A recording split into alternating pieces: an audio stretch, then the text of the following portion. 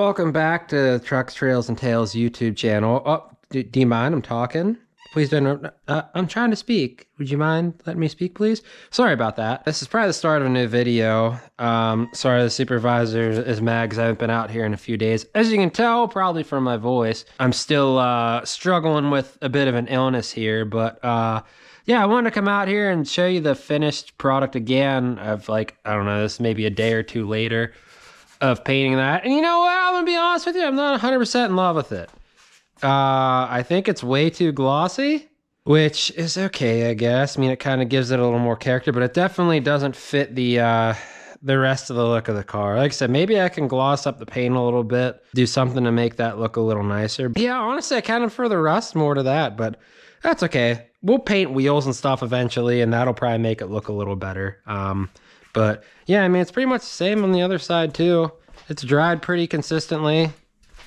But yeah, it just looks a little too glossy. I think if I would have got a matte or something like that, I might have been a little more happier with it. But hey, I had the paint here. I didn't have to pay anything for it. So we could always splash another coat of matte on there too. And as you can see in here, most of like the gloss didn't get underneath this part, like, because I wanted to just have it look visually appealing from the outside. And this sort of like, I think this is the rust converter that got sprayed in here. It actually looks really nice. Probably should have just kept it rust converted and that would have been awesome. But like I said, beggars can't be choosers. I'm fine with it. It'll dull out. It's not a big deal. It could be worse. Moving on. Like I said, I'm still feeling a bit under the weather, so I'm not entirely open to working on this tonight. Because honestly, I only really have 2 nights this week where I can work on this, and one of them's tomorrow night. And then the other one's probably not till Sunday. I'd like to feel better so I can kind of do a marathon session on this tomorrow to be able to get content out for, the few people that watch this. Because, I want to try to make this something. And, don't ever say I didn't suffer for the sake of art, because I'd like to see this go somewhere someday. And, hopefully make people happy and have them enjoy following along in this process together. But in the meantime, I can't still open packages without feeling like I want to die. Because it's kind of like Christmas. So we got 2 things here that are gonna actually maybe be installed this week. Maybe we'll do stuff on. Probably not.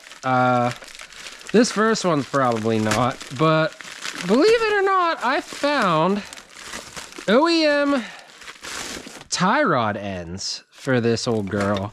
Look at that. Toledo steel. Look at that logo. Is that a dude with a... Is that a rifle and a pistol, or is that a sword and a pistol? The Toledo Steel Products Company, Toledo, Ohio. Is the other one the same thing? No. Thompson Products, Cleveland, Ohio. Look at the teepee. Dude, those are sweet. Look, when have we seen advertising like that nowadays? It's just like...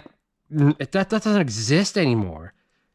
Like, that's cool, man. Let's open these up and see what they look like. Mind you, I was trying to look for tie rod ends for this thing. I think both the inner and outer tie rod ends are the same. I could be wrong there. They look the same and I measured them. But I got these for 16 bucks for a pair. So I ordered 2 pairs. So it was like 32 bucks shipped. Free shipping from Pennsylvania. And those ones, these are both ES77, ES73, ES77. That's the part number. So that's cool. So they were even, I mean, maybe they had multiple, like, maybe these were used on multiple different types of vehicles, but they even had like a centralized part numbering system back in those days. Oh, something stuck on this guy. I really don't want to ruin this packaging because I really like it. It looks like they have smaller grease fittings. Let's see. Let's compare these 2 side by side. No, it looks like it's the same size. Yeah, they're the same. Think about that. These parts are probably at a minimum, I don't know, 86 years old if they were made when that car was made. So let's just say these are 80 years old, new old stock parts, and they're nice. I believe the gentleman was from Pennsylvania, so always happy to support another Pennsylvanian. And thank you for selling me these tie rods for a really good price, because I think anywhere else you bought them repop, it was like 80 bucks a piece. So we'll take that. Now for the other thing, this was something I was watching for a while, and the guy dropped it to make an offer price, and I had to make an offer because it was a good price. And I wanted to keep this same styling on this old girl. because it worked back in the day. And I've never actually owned a car with one of these.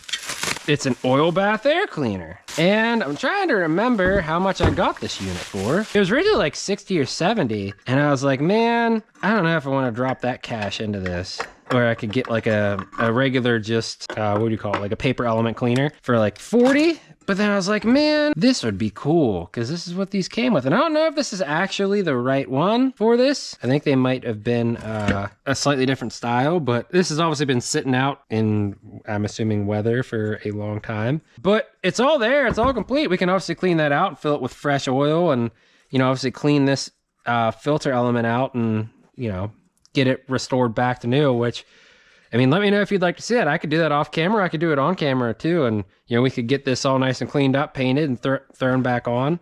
I kind of want to restore it a little bit because I like restoring old, you know, small niche stuff like this.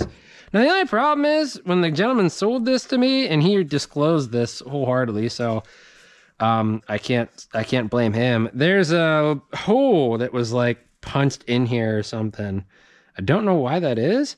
It looks like at one point it might have actually been a hole was drilled and then somebody just came in and like knocked it out. I don't know why. Maybe airflow. Maybe someone just dropped it. I don't know. I'll probably try to patch that with just some thin gauge steel and some rivets just to make it appear a little nicer and paint it. There's actually says something on here and I can't tell what it is. Maybe you guys can read that more than I can. Maybe it says Wagner? I don't know. Anyways, let's see if this old girl fits. Let's see first if we can loosen this screw. It'd help if I grab the right screwdriver, maybe.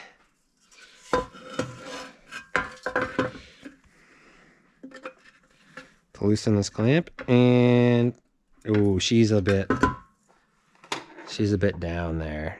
All right, let me clean this up a little bit and see if I can loosen this up. Okay, so we're back, and I did what I typically do on this channel. I hit the threads with the, you know, wire poker on the drill and sprayed with some knockoff Tractor Supply PP Blaster. So let's see if we can get this loose. Oh, it's not looking good for the home. Oh, wait. Hold on a minute. There we go. Oops, she's spinning a little bit, but that's okay. Might be able to get a small set of vice grips on that, maybe? They don't make it easy to get vice grips on it. There we go. Just something to hold it for now. If we can get the screw out of here, we can clean up the screw, which it looks like it is going to come out. If not, I'm sure this is a pretty standard size screw you can buy at your local Tractor Supply store. All right, maybe this will come off now, maybe not. Nope, it must be fully locked on there. So what we're gonna do, we're gonna fully take this screw out because I am not gonna be able to stand not knowing if it'll actually come out or not. And it's easy enough to get it out, wire wheel, and then throw it back in there. I know what you're asking me right now too. Seth, you have a perfectly good bench to do this on. Why are you doing it on a chair that's constantly swiveling around and making your life more difficult? I'll tell you why. There's a lot wrong with me. Stuff that I haven't even figured out yet, and I'm 32 years old. Here I said I wasn't gonna get into anything, and here I am, taking a screw off of here.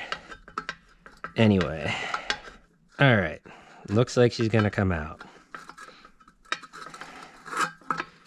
Sweet. Sometimes I don't think people believe me or know what I actually do whenever I say that I just clean these things up. Here's actually all that I do, really. If I have like, generally the nut part of a fastener is always gonna be already retapped when you're doing this. That tends to be what happens because the bad threads in here tap themselves into it and make it nice and neat again. But I'll just plop this in a vise like this or something, grab my wire brush, and just go all along the threads and just clean it out. Get all the build-up corrosion and whatnot. That's generally the stuff that eats this stuff up, is just the... See, look, I mean, that... It might be hard to tell on camera, that bolt looks, or screw looks perfectly good again. Like it never even had corrosion on it. And generally you can save fasteners that way. Now why I really started doing this is because I wanted to, this may be hard for you to see because I don't have a light over here. Let's see if this is actually fit on this carburetor. Looks like it. Yep, it's made for it. I don't have it clamped on there, but it should clamp on there just fine. Sweet, so yeah, this is probably some, oh, it's stuck on there. One more time, just for posterity's sake. It actually kind of goes way too over it. Probably just needs to tighten up a little bit, but sweet. All right, that's good. You know what, I'm gonna drop that on my hand, so we're gonna do this a little differently. There we go. Yeah, so those are the two goodies I got. Let me know your thoughts on this oil bath air cleaner. Or if you know anything about it, drop something in the comments, because I know nothing about these things. I don't even know if this is the right one for this car. This dude just marketed or advertised as a 30s Dodge oil bath air cleaner, and I was like, yep, that should work, because I thought the carbs were all the same. And it looks like I was semi-ish right. But let me know if you want to see this restored. Should we just keep it the way it is? It's actually kind of cool looking. All sort of like rusty and ratty, kind of like the other stuff on here. So yeah, let me know your thoughts. I'm generally down for anything because I've never really done any of this stuff. So let me know what you think. But yeah, like I said, I'm a little under the weather right now. I'm trying not to push it too hard because I actually got to play in a hockey tournament this weekend. So I'm trying to heal up a little bit so that I don't absolutely die being at that. But I think tomorrow what we're going to do is we're going to come out here. There's like a steering stop that's only available on one of these tires. Wheels. I don't know why that is. We're gonna take care of that. I want to pull that out and see if I can make something out of bolts or something to work as steering stops to replace those. That way I always have a revolving inventory or something. If one snaps or one breaks, we can use that. There's a lock cylinder in the glove box that somebody had beat out and now you just press it down. I have a spare lock cylinder. I think you got to take the lock, a screw out of the back, pull the old like busted lock cylinder out and put the new one in. That would be cool. And then adjust that glove box, get that to work. Let's see, what else is there? It's probably something else I'm completely forgetting here. These little bumperettes, it might be hard to see because it's dark, but these little bumperettes don't have carriage bolts in them. I'd like to tighten this bolt up and then get carriage bolts for here. You can buy them on like repop sites pretty cheaply, I think, but also I can probably get something that's zinc or something close to it at the hardware store. And honestly, this isn't a concourse restoration, right? Like I just want something that works. So I may try to tighten this bolt and find hardware for that. This one's pretty hard in there, so that's good. There's also a sway bar link under here that was slightly loose, so I'd like to tighten that up as well. I've looked to see how much those cost online, and it's like 95 bucks for a sway bar link. And I'm sorry, I'm just not paying 95 bucks if I got one that can work with minimal effort. So, and then probably the other thing we'll do is this cowl vent. I might not get to that tomorrow night, but I would like to get this cowl vent all put back together. Like I said, I have all the pieces back there, get that all dialed up and, you know, make sure that it's working properly. Also, one thing I've been kind of wondering here, maybe you can see this, maybe you can't. Here, I'm going to take the camera off my head. We're going to do this. I'm genuinely curious what this A in the vent window on the side means. I have no idea what that means. Like, was this car, does that mean this car was at a junkyard and it was marked for something? Is that something to do with World War II where, like, with gas rations and stuff? Like, you're only allowed X amount of rations of gasoline a week or a month or something? Does anybody know anything about that? If you do, please let me know, because I've searched the internet for it and I haven't been able to find out why. And it looks like it's been on there for quite some time. It looks like it was just a paint mark or something. So somebody let me know if they know what that is. But yeah, like I said, I'm feeling under the weather. Garage supervisor is being very unreasonable today. So I'm probably not gonna do anything tonight, but we'll get back tomorrow on working on this. And for you it'll be like 2 seconds, but for me it'll be like 24 hours and an 8-hour shift later. So we'll see you then. All right, so it's the next night. Supervisor's asked me how I'm doing since I called in sick yesterday. She's not super happy with me. As you can tell, see, she's yelling, it's okay, we're good. I'll give you pets and all's good. Yeah, I'm gonna keep wavering back and forth on this because I don't know. It's hard for me to see something nice and shiny and new, but I looking at it again, I do like the running boards. Like I said in the last clip when I was out here that I didn't like it. I was hoping it would match some other paint. You know what? No, because it's gonna get stepped on and dirty and worn down, and it's gonna eventually look like that paint anyway. And like I said, this is preserving it, and you know, it's one step towards making it better. So you know, I'll probably continue to waver on that, but that's okay. That's basically my mind 24/7 here at work or anywhere else I'm doing stuff. So that's okay. I feel like a lot of people are like that too. So, or maybe it's just me and I'm just crazy. Who knows? So I was scouring eBay last night, and luckily I was able to find 2 taillights for this old girl to work. Downside is one of them has a black bezel trim ring thing. The other one has a chrome with like red accents trim ring. You know, it sucks, but like, I'm not going to spend a crap ton of money on these things. Well, I actually did spend a crap ton of money. I paid like $712 for 2 taillights, but considering what I could have paid, I probably could have paid upwards of like $1,400 for 2 taillights. And I wasn't doing that. Like I said, I want to get this thing on the road. I don't care how it looks. I can always buy little accessories later on to make things match. But for right now, that'll do what we need it to do, and it'll be functional and it'll make it past inspection. One other thing too that will probably aggravate people, but that's okay. That's what we're good at doing, I guess, is tires. Now, I like this style of the, you know, the 5 tread lugs, 6 tread lugs, you know, the very roadworthy type style of tire for this. But I've searched everywhere on Marketplace, eBay, other places for tires that are relatively affordable, and they're really not. I mean, Coker is like the only one you can reliably get stuff from that isn't 80 years old and dry cracked or sitting in someone's garage for a million years. And 4 of these bad boys, and just like Coker's, you know, off the shelf 4-ply is like, I think it's like, one tire is like $250. So you're looking at least $1,250 for 5 tires. But yeah, that's more than I'm willing to spend on tires. And the good part is I can always buy them in the future. But like I said, to fit with the theme of this, I just want to get this thing inspected and running and driving and be able to enjoy it myself and have other people enjoy it. So what I found is D-Stone, who makes a lot of bias ply tires, they make a military Jeep tire that's a 6-ply that is, I think, on Tires Easy or Giga Tires, which I think is the same company. They're like $70 a piece. So I think for 5 of them, it ends up being like $380 something. And I'm sorry, but $380 for 5 tires versus like $1,250, maybe even more with taxes and shipping and all that stuff, is way better. So I think we're gonna go with that. We'll see. I'm not 100% sure that I'm sold on it yet, but that's a pretty significant chunk of change that we can invest in other parts of this car.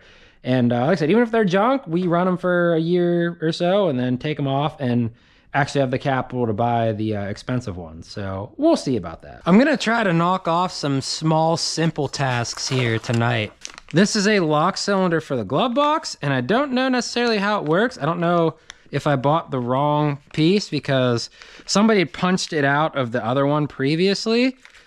I don't know why. I'm guessing they didn't have a key. So let's see if I can get you in here and show you what this looks like. Might be not the best lighting, but we'll try. Oh, so, well, I guess we'll show you the top first. So this is what the top looks like. Oh, pointing the wrong way. As you can see, it looks like there's a cylinder in there and like the guts were knocked out of it. But there's like a little thing that turns in there. But then on the back of here, I'm trying to figure out how this piece secures in there. Let's see if I can get that. As you can see, maybe you can't. I don't know. I can't tell where you can see, but there's a flathead screw right there. So we're gonna take that out and see if maybe we can put that in there. If not, I can buy this whole assembly, I believe, on the internet. Said it's not, this isn't urgent to get it running, but I wanted to see how that works. So we're gonna remove that flathead screwdriver, or that screw, and see what comes out of that thing. We'll bring you back in when we do. Well, so we got the lock out, and I was able to get that screw out and disassemble it. And I'm going to hit you with the cold, hard truth here. Oh, supervisor's watching me. Hold on. I have no idea what I did to get this to work. I'm going to slightly take it apart to show you. But I am not a locksmith, nor do I understand anything about locks. Nor am I really mechanically inclined or adept, for that matter. There's this guy that's just a little latch that goes into like a little slot in there. There's this little like floating piece in there, and then this little lock cylinder. When I turned this lock and then you can press it, that's what it does. It pulls that up and allows that to get moved in. Like I said, I'm not a locksmith, nor do I know how to explain anything what I just did. I basically mouth breathed around with this for like 20 minutes and finally got it to work. And yeah, I wish I could explain more on it, but I really don't know what I did. But it works, so we're gonna throw the whole enchilada back in and show it working on the car, because it's too tight under there and I don't want to, you know, really bug anybody with me grunting under a dash and, you know, getting tetanus and all that stuff. So we'll get back to you when it's installed. I don't have to worry about getting demonetized, because plot twist, I'm not monetized. But, well, just take a listen to this song. One of the greatest country songs out there.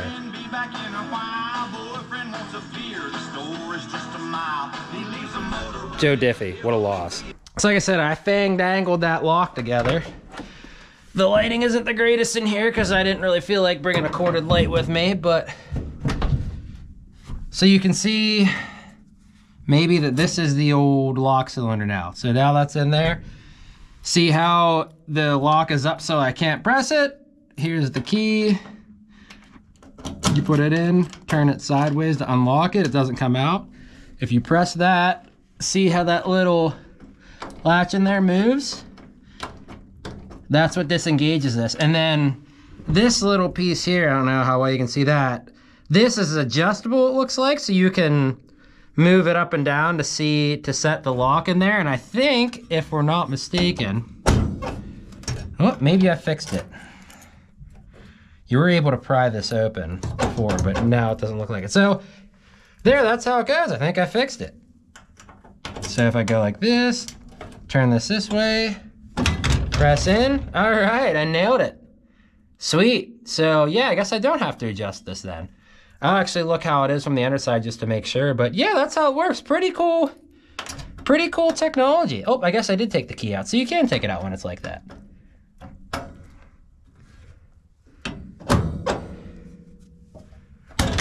Sweet. What a design. So yeah, it looks like we'll have an actual functioning glove box then. Let's take a look underneath to see how this looks. Oh, hold on, it's dark, I'm sorry. Yeah, so see how well that's clipped into there now? So yeah, that's not gonna pop out at all, and then bloop, comes right out, closes right back in. Pretty cool design. So yeah, now we have a functioning locking glove box. We just need the actual glove box portion to put back in there, but I'll probably buy that at some point here. It's like 85 bucks repop, but it would be nice because I don't know about many of you, but I live in a state where you can conceal carry, and this car kind of looks like a moonshine runner, so I don't want anybody trying to come steal any of my loot. So that's one thing off the list for tonight. We'll call that, at least we got one success going, but there's still a few more we want to get at. So here's another small nuisance on this car. Somebody, I don't know if they pillaged parts from this or what they did. Sorry for the light in your eyes, but you can see this part of the bumper is just flimsy. Mostly because, oops, sorry, I just bumped you into the car there. I think a lot of it's due to the fact that these bumper mounts and this bumperette is loose. You can see how it's moving back and forth there. It's not the same way on this side. This one's pretty stout. So yeah, there were carriage bolts that actually mount this part. It's hard to see there, but carriage bolts that mount these here. This one looks like it was dented, like somebody hit it with something. I need to probably take this piece off. Maybe I could probably just run a carriage bolt through there. I kind of like the, I don't know if I'd be able to hammer that out or anything, so I probably won't do it, but this one's perfectly fine. But over here, this nut came loose. So I wanted to try to see if I could break this free somehow. work it back and forth enough and not break stuff that I could end up tightening this back up.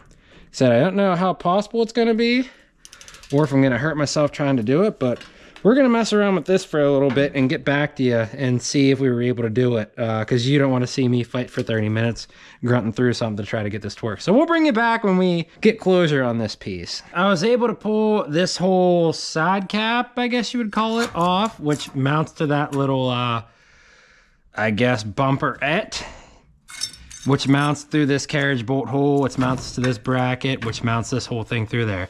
And what I found, I don't know how well it is to see that on the light, but this bolt is bent. So this must have been hit by, like I said, well, there's a dent on the one bumperette over there. So this must have had contact at one point. So that's probably why it wasn't tightening.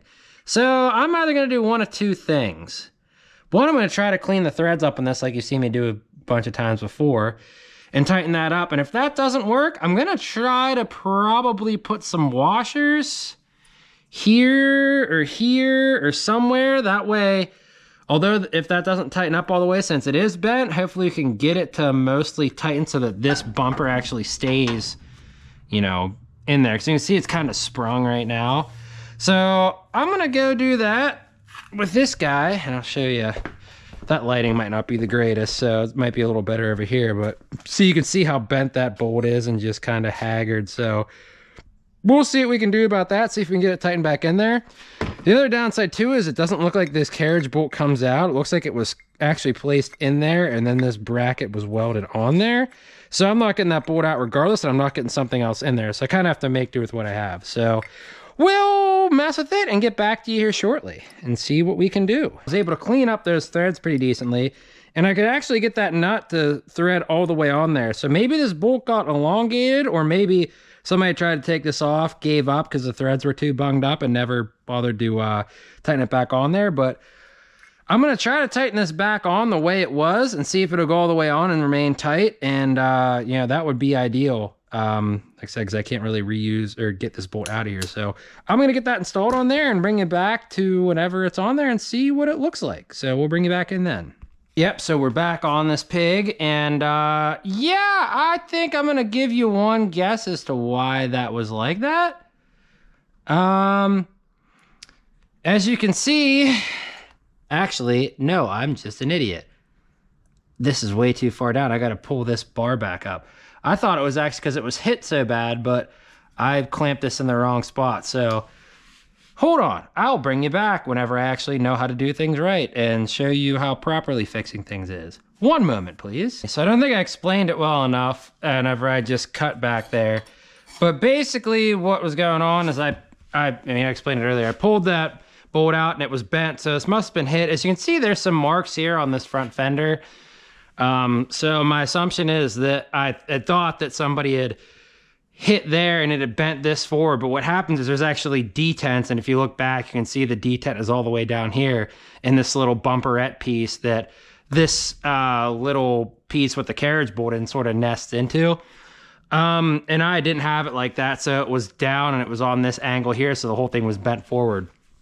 Turns out it's not bent, which is good for me. I just didn't have it lined up right. So off camera, I lined it up right and tightened that bolt back on. And as you can see, it's pretty solid now. The other side, it needed tightened a little bit. There's a lock nut on that side, an auto lock nut on this side. So we may actually end up going through and putting lock nuts on these. The washers are pretty rough and stuff too. I'm not really super concerned about it right now because like I said, we're going to put carriage bolts in there. So it's not really that big of a deal. But yeah, so that's fixed. Like I said, just need to get some carriage bolts. I'll probably get some just zinc ones. I don't really care about them being chrome because, I mean, look at this front bumper. It's not really in perfect shape anyway. I just wanted to be able to hold it on there and make it look nice. So make it look nice is what I meant to say. Sorry, I'm still sick and my voice is almost gone. So yeah, we'll get some carriage bolts here eventually and do that. But yeah, that's done. So that's another thing off the list. Okay, so the next course of action I was going to get under here was, hopefully the camera can see this and stays in the right frame, but this sway bar link is loose. I don't know how long it's been loose. Coming over here, you can't see it, but I guess the other one's kind of loose too. All right, so both sway bar links need tightened. I don't know why they're that loose. Maybe there was a bushing there that rotted out, but as I was doing that, I noticed this core support up here has just a lot of gunk up in it. As you can see, it's just falling out sort of like the weep holes on there. And it looks like that's been there for a while. So, yeah, I think I'm gonna take some time and clean that out because that's just gonna rot everything away, and I really don't want that to be that way because I want to preserve on this car as much as possible. So I'm gonna take some time to do that, and then I'll bring you back in when we're tightening those up. I'm probably gonna spray those. I will spray those with some PB Blaster or some Tractor Supply PB Blaster, and I'll start cleaning that, and I'll bring you back when we're ready to mess with those. All right, so here's all the junk that I pulled out of that lower core support. So that was probably good because a lot of that was probably blocking the drains in there and causing that to corrode away even more. So I'm glad I took the time to look around and find that. Now here we are on this sway bar link. I don't know how well this is gonna go. I kind of don't want to break it. I'm gonna kind of take my time. The lighting's probably poor. I'm sorry for that. It's just the way it goes in a garage like this, but oh, all right, that's gonna move. So that's positive.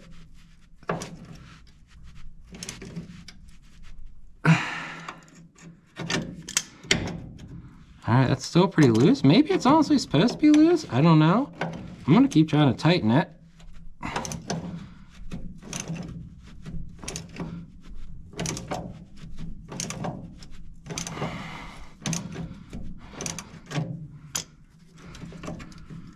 don't know, it's still tightening.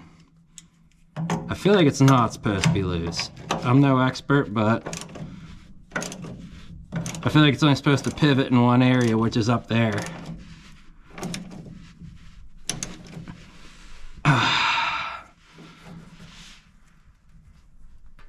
All right, let's see what that did.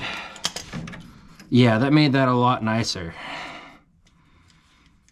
Let's give her one more good clip here. A good tug on it.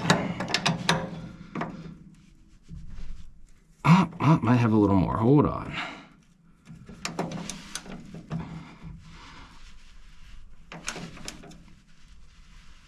All right.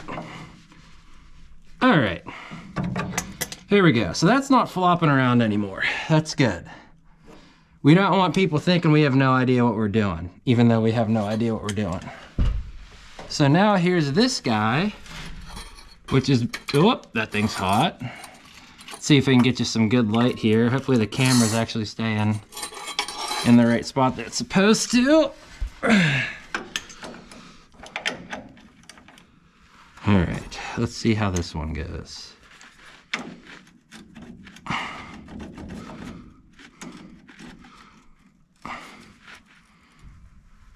Oh, that one's tight.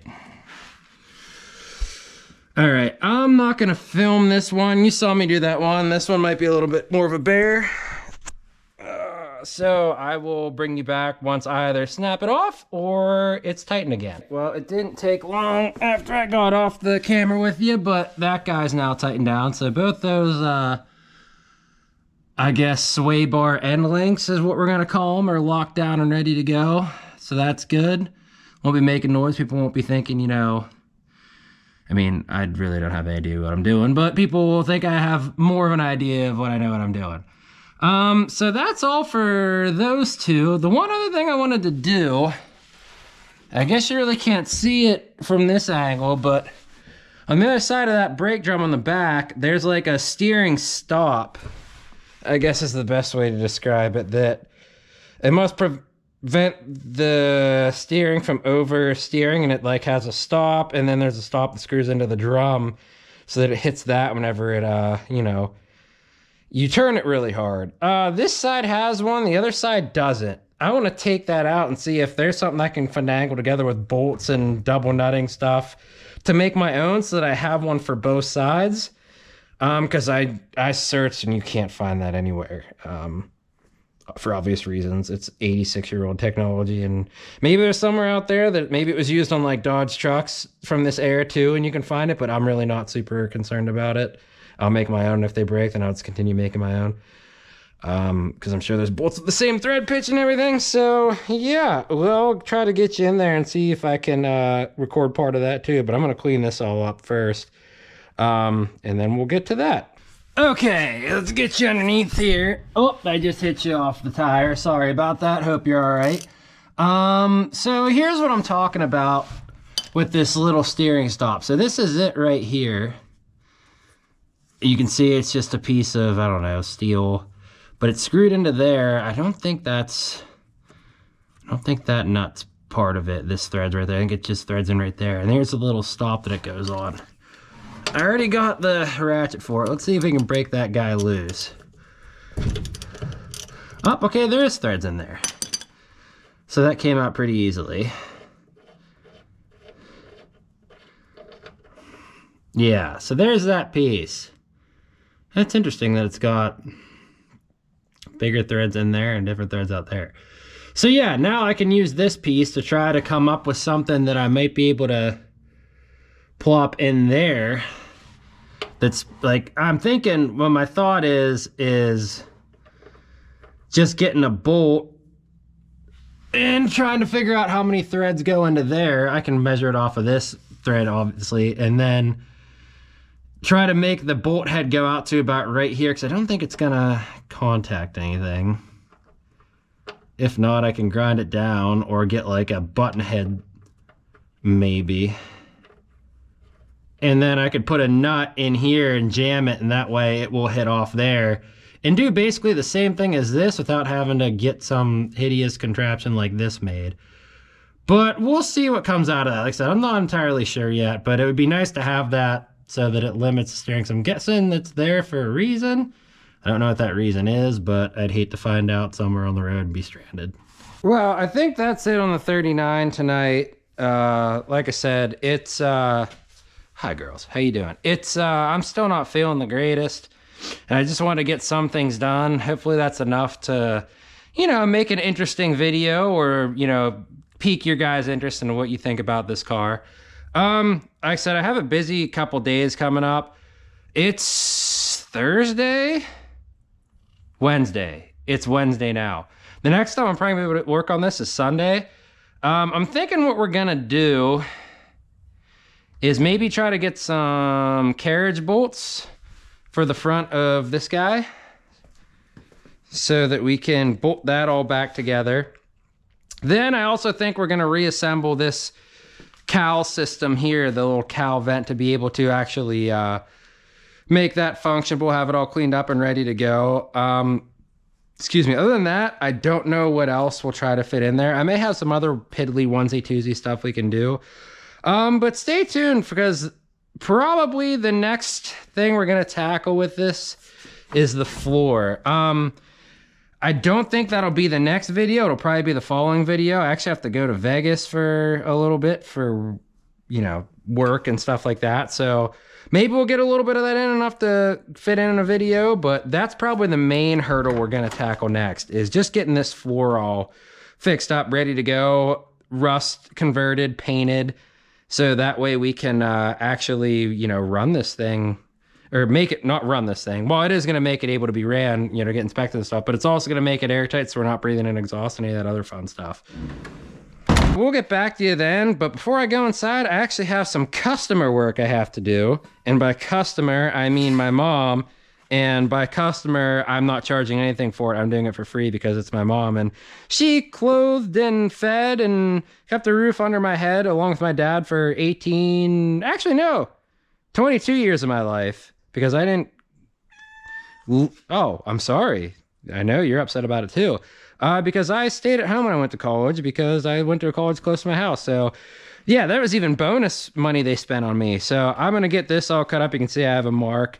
Basically, she has a smaller truck, and her kayak is smaller. So this doesn't really work to hold her kayak. It's too long. So I'm going to shorten it and drill a new hole for the hitch pin. That way she's all dialed up and ready to go, so she can look, not only be safe, but look cool hauling her kayak. So I'll show you the finished product when I'm done, just in case it's something you're interested in. All right, here's the finished result of my mom's kayak carrier. As you can see, I'm not really super good at drilling precise holes, but They're, you know, oversized, so they'll be perfect for being able to fit, you know, hitch pins in. Like I said, this is a, this just holds a kayak. Like, it just goes into the hitch, and there's a top mount part on this that just holds it in place. So it's not going to be bearing any weight.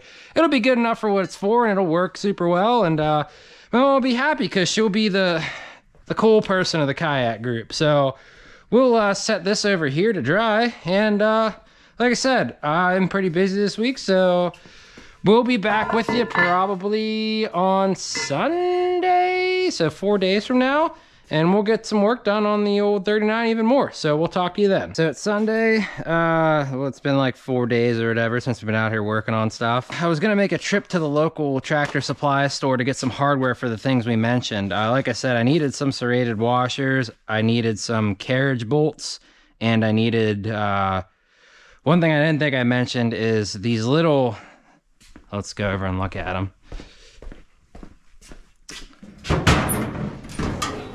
These little side pieces where the hood latches down into are missing 2 pieces of hardware on each side. I think they're just 1/4, 20, half-inch bolts. So I needed some of them too. I don't know why they only had 1 per, or 2 per side when they could put 4, and it's the same on the other side. So I needed some of them as well. Now, what's funny is, as you can tell by my garage, I hoard stuff that I should have probably thrown away long ago. And I think I managed to find almost everything I need. I found these carriage bolts that I think I'm gonna tore off an old chicken coop. Oh no, this is off my old deck at our old house. I don't think they're exactly the right thread pitch. I think they're a size below 7/16, and maybe 3/8 or something like that. So the square doesn't fit in the square on the bumper perfectly, but we might be able to make them work. I need to shorten them to like 2.5 inches, but they're free, and I don't have to take a trip to Tractor Supply today on Sunday, and I drive past every day to work anyway. So if these work, we can throw them in there and see if they'll dial in. If they don't, whatever, it's fine. You know, I'll just go buy some tomorrow.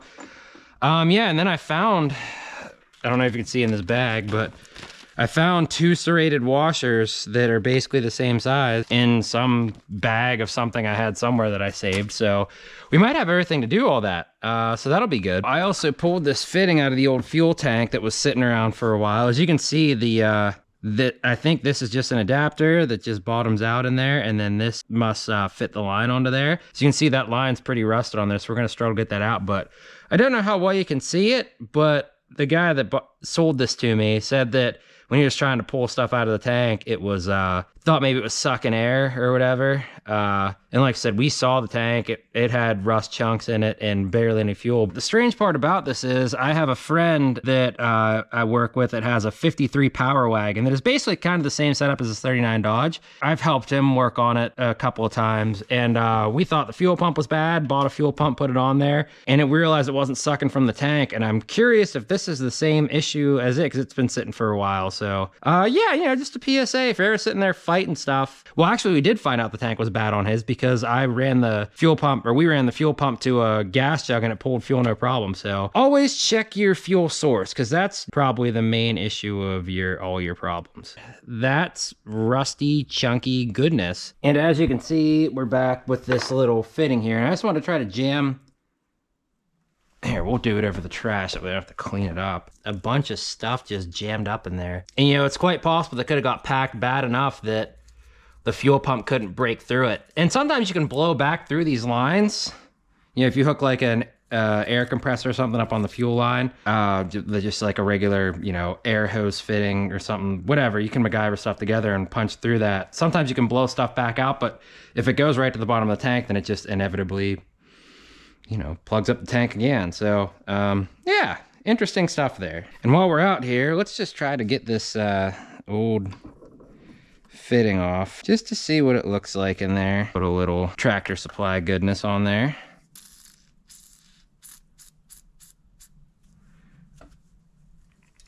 Probably don't need it, it'll probably come right out, but see if it'll come out with just a regular socket. Yep.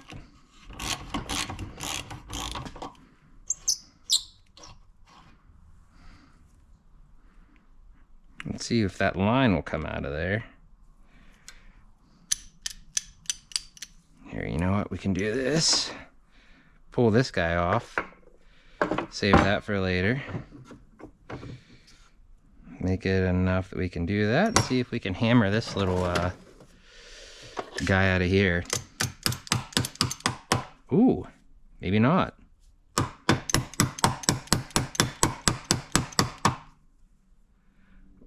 All right, that line's pretty well rusted in there, I guess.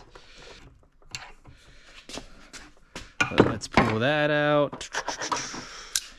See if we can grab this guy off. Oh, look at that. We went from one mess to another. But we're good.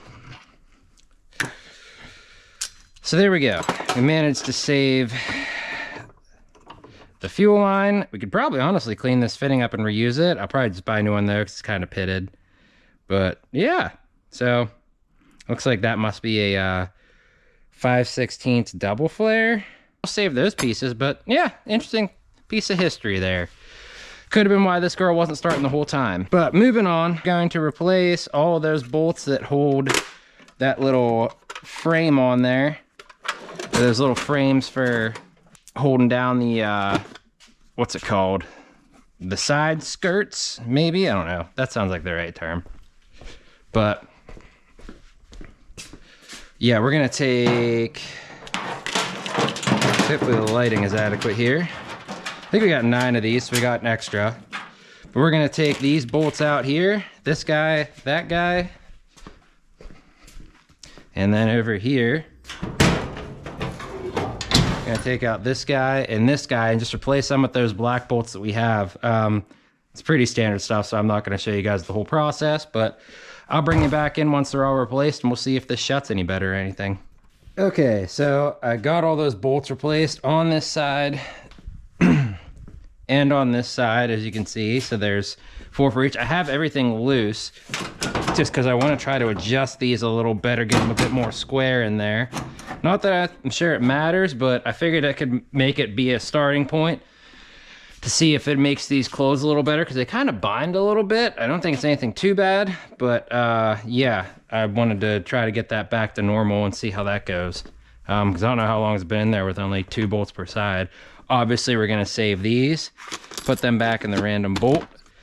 Coffee can. Everybody needs one of them. And yeah, we're gonna go adjust those and see what happens. So I'll bring you back in after we're done doing that. So here we are back with these, I guess, side skirt, hood latch panels. As you can see, I had to throw some fender washers on these because the washers, the flat washers were on there were too small to sort of bridge that gap. So there's fender washers on this side, in the back. On the front, it seems pretty good, so we didn't need them there. And then over here, same thing up front, but actually one of the bolts I had here kind of, I don't know, the threads just kind of got all melted out of it. I was just tightening it by hand. I didn't use an impact or anything, so I threw one of the old bolts on there with a lock washer. Kind of sucks they don't all match, but I mean, look at this car, nothing matches on it, and it's old. So now those are all secured real well, as you can see. That one closes nice and firm, as does this one. So those are all nice and good, nice and secured. Makes it feel better now that there's, you know, 4 bolts per side instead of 2. So, you know, just small things like that to help improve this. So I think next what we're gonna do, I don't have a light and the lighting's probably terrible up here, but I'll grab one whenever we do this. There's this bolt that holds this bumperette on, bumperette thingy, I don't know what you would call that. I guess that's what it is. And then the one over here that we messed with the other day.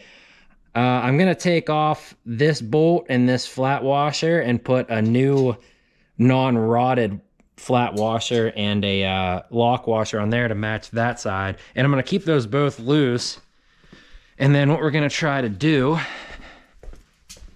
is make these carriage bolts, like I said, that are slightly undersized on there, or slightly undersized compared to what we should use. We're gonna try to cut these down and make them work.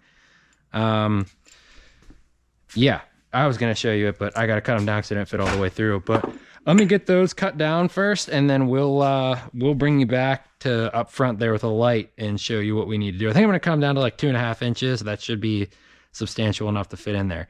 We might just ruin a pair of free carriage bolts and have to buy the actual ones, but oh well, it saves us money and reuses stuff we already have. So goes with the theme of, you know, not spending a whole lot of money and getting it on the road. So we'll bring you back when those are cut down and see if they fit in there or not. Well, so I cut one of those bolts down and cut 2.5 inches and fit it in there.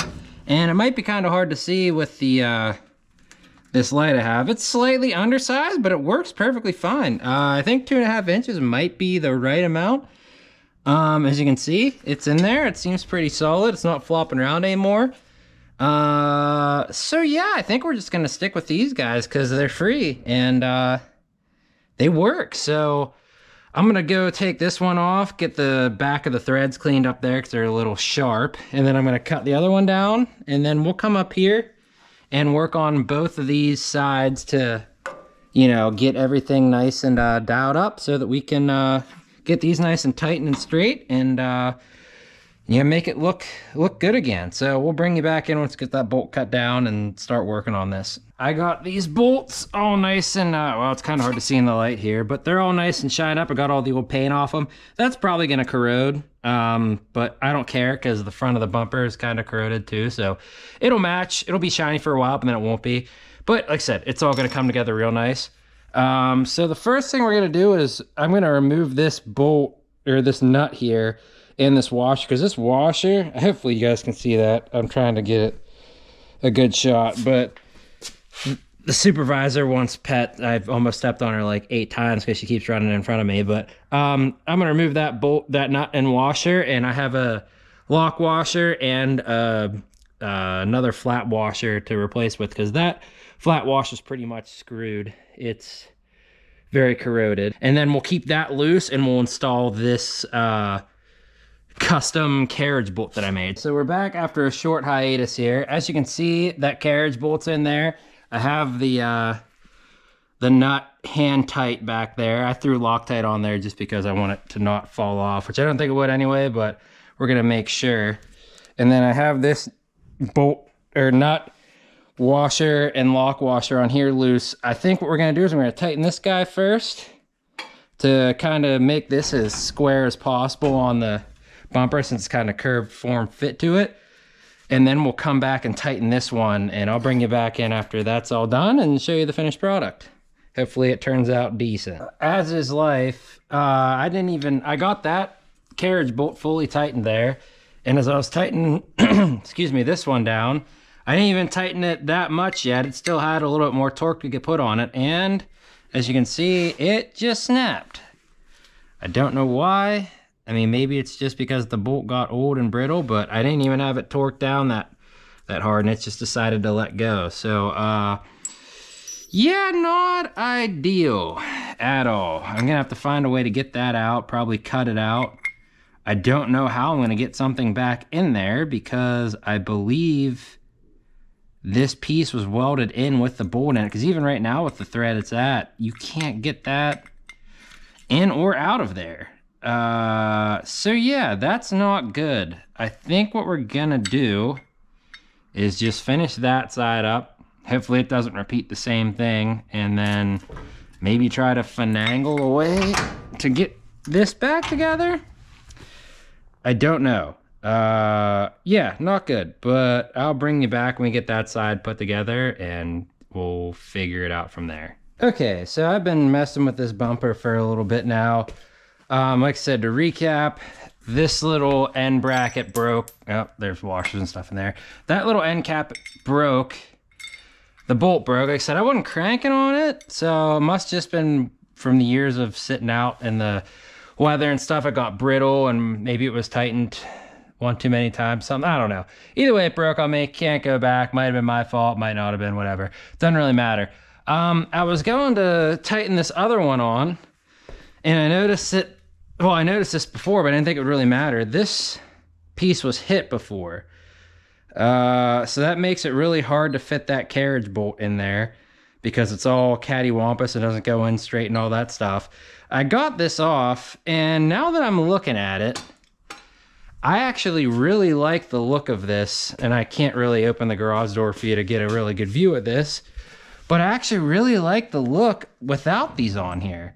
And honestly, it would be really simple just to delete them and wait till a later date to throw them back on once I can get this guy fixed, because there's just the bolt on the end, and then I could either just leave this hole empty or just throw those existing carriage bolts that I have in there just to plug it to make it look decent. And honestly, I'm kind of leaning more towards the without having these on there. I don't know. To me, it just seems to be a little bit cleaner of a look. And it affords me the luxury to be able to hold on to these and then eventually repair that little guy there. Like I said, I don't know how. I might just have to somehow find a way to cut that mount out and then get another carriage bolt in there and tighten it down. But let's face it, I'll probably never do that and just never work on it again. And just leave it the way it is. So yeah, that's what I'm going to do. I think I'm going to remove this guy, and then we'll come through and button this all up with other carriage bolts, and I'll bring you back when we're doing that and show you what the finished product is. Well, things have escalated. As you can see, I'll get behind the light so it's a little better. Oh, just gonna kick it. I have these two bolts that I can now use for the side, but the middle carriage bolt decided it wanted to break as well, which is funny because nothing really wanted to break on this car other than the bolts on the bumper, which I guess kind of makes sense because they're more exposed to the elements than anything else. But this provides a good opportunity to really get in here and clean up this sheet metal in here. Like I said, there's still a bunch of like, I don't know, just moss, lichens, other stuff like that that has been on here for so many years that, you know, it probably could use a good cleaning. And then I don't know what I'm going to do with this just yet. I might mount it temporarily. Said that middle carriage bolt breaking kind of sucks because that was a nice little ornamental piece there, but it's not a big deal.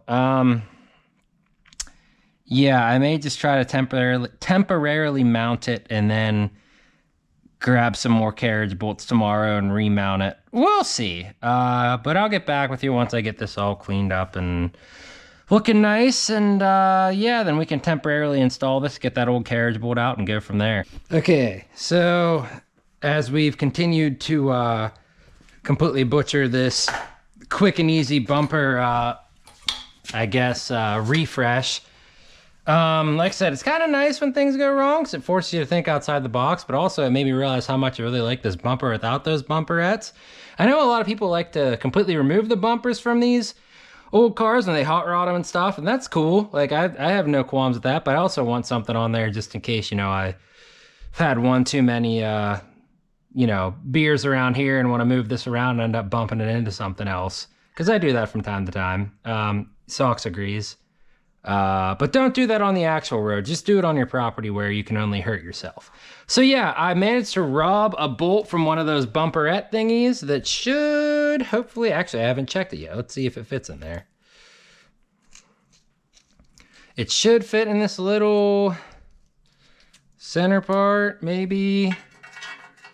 Yeah, so that looks just as good as that other one. So we'll put that in, put the two end bolts in, and we'll call that done for now until I, you know, maybe some point install those bumperettes again. To be honest, I probably won't.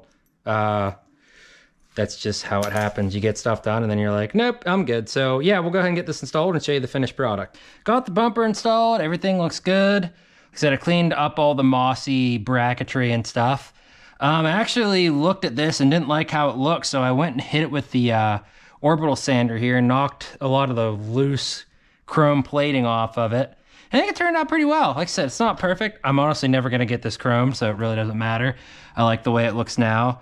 If I were to do anything, I'd probably just spray paint it and get all the chrome off and paint it with chrome spray paint or like white spray paint or maybe even silver. Silver would probably be better to match the rest of the chrome on this car.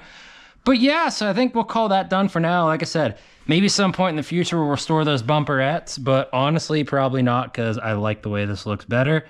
It looks a lot cleaner to me. Still maintain having a bumper on it and not having like the hot rod without the bumper look, but you know, still provides a little extra insurance there. So I think we're gonna move on to the cowl vent next and reassemble that once I get all this stuff cleaned up. So I'll get back with you once we're there. So here's where we are. They played Alan Jackson and Randy Travis back and forth. Well, not back and forth, back to back, I guess is the term for it. So I obviously had to listen to that. But in the meantime, before I went on to this cowl vent thing, I don't know how well you can see this. This flashlight's starting to lose battery. But, yeah, this is probably not going to turn out real well. But there's a little drain hose that comes off of this cowl vent right here. Unfortunately, it was a formed hose that came from the factory, and you can't find it anywhere. So there's like, I think it's a 7/8 heater hose that comes off of that. Maybe it's a little bigger. I'm not 100% sure, but I came through and ran that out there and ran it out to this spot right here. So it's still gonna drain out. Unfortunately, it might drain right on top of the block, right where that spark plug is, which you can see has been doing for quite a while anyway. But luckily we'll be running it a good bit, so hopefully any water that pulls up in there will clear out. Maybe we'll spray some like fluid film or something down in there as well so it doesn't work. I tried getting a hose on that, and unfortunately it didn't work that well. Maybe I can get some like pipe fittings and do like a 90 and excuse me, make like a Z or something coming out of there so that we can get it pointing down and then get it, you know, past the exhaust and draining down by like the road draft tube. But that's okay. It's progress. While it might not be the best progress, it's progress. So now what we're gonna do is we're gonna come in here and we're gonna pull, I thought I had a screwdriver on me, but we're gonna pull this cowl vent out of here. Maybe I can get it by hand? All right, I can't. So this just installs, actually let me go into the car and sort of hit this in here. All right. So now, oh, maybe it didn't move? Yeah, so now these should be up in their max position. And the first thing you install on this, well, this screen is installed last. This is the screen that has like, it's kind of like, what would you call it? What's the thing that we have over there? Oil bath air cleaner. It has like oil bath air cleaner stuff in. I'm guessing it's to prevent mice and stuff getting in there. Like I said, it didn't really work too well because mice ended up getting in there. But this installs first, and then this guy installs, and then that little screen installs over this. So I'm gonna get to installing this guy first, and I'll bring you back once it's in there. All right, so that piece is installed now. As you can see, it's you know, it just kind of sits on there. What is it like? I think it's supposed to be like 7 flathead screws, but I stripped one of them out and it won't come out. So 6 are holding it down. That just kind of sits there like that. Tries to prevent anything from getting in there, which doesn't do too well. Then this guy is what mounts next, and it's got these 4 little, I don't know what size they are, 5/16 inch screws that go in 4 places and mounted on these little louvers here. Not louvers, brackets that move up and down. And then there's also 5 screws that hold this screen onto there. We'll get this guy installed on there. Hopefully I can see where it was installed before so I don't have to mess with it too much. And then I'll bring you back in once it's on there and show you what it looks like. All right, so we got this guy installed. It's working. It was a pain in the rear because those serrated washers don't like to stay on there. And they like to fall down, and then you got to uninstall this and then pull out the screw or the washer. Yeah, it's just a pain in the rear. And then let's reinstall that and then reinstall this and hope you don't drop any lock washers or serrated washers or anything. And like me being the genius that I am, I left those screws in there that hold this little, what do you call it? Other cage guard screen thingy to that. So this light, I need to put new batteries in because it is awful and Sox is yelling at me. But yeah, so now we got to get those out without dropping them, and hopefully install the screen and not have to take this all apart again. So we'll talk to you after we get this screen installed. I got it all back and installed. That was a real pain in the rear. I actually had to put tape around it so I didn't drop those screws down in there. And these ones on this side lined up real well. The middle one lined up obviously real well because it's the middle one. But these ones over here, I'm not even sure if they're in the hole or what's going on there. They seem to just like not really wanting to screw in real well. I like took them in and out multiple times, and it seems to be holding on to something, so we're gonna call it good. I said, I don't think the height of this is adjusted perfectly, but there's actually a gasket that they make for around here that I'm probably gonna get at some point, but for right now, I'm not really super concerned about it. I mean, it'll drain out, water will drain out the bottom of this, so it's not that big of a deal. And yeah, so it's open there. And then, probably not gonna be able to see this, so sorry about that, but then the lever is just right under here and it closes on up, and that's it. So that's nice and installed. Looks like it might be a little higher than it should be, but I'm not, unless I didn't pull it all the way in. Let's see. Nope, it's all the way in. I probably gotta lube up the hinges on that thing too, because they don't really want to move all that well. But yep, it's back on there. It looks all right. It functions. So we have AC technically. So yeah, it's Sunday night now. That's basically all I wanted to do today on this. Like I said, it wasn't a whole lot of progress this week because we had a lot going on, but I think we, you know, made a little bit of headway on it, and any progress is good progress. There's like something caught up in there, but I think what the plan is going to be over here, we have the old gas tank straps. I think we might clean those up and get them painted so that they're ready to go. We can just, you know, wire brush them, paint them with rust converter, you know, hang them like right here, rust converter, and then the next day we can hit them with some black spray paint and they'll be good to go from there. The other thing I think I'll do, I'll probably do that tomorrow, clean them up, get them primed, so on and so forth. Depending on how much time we take with that, I think we'll take a stab at taking the housing off of this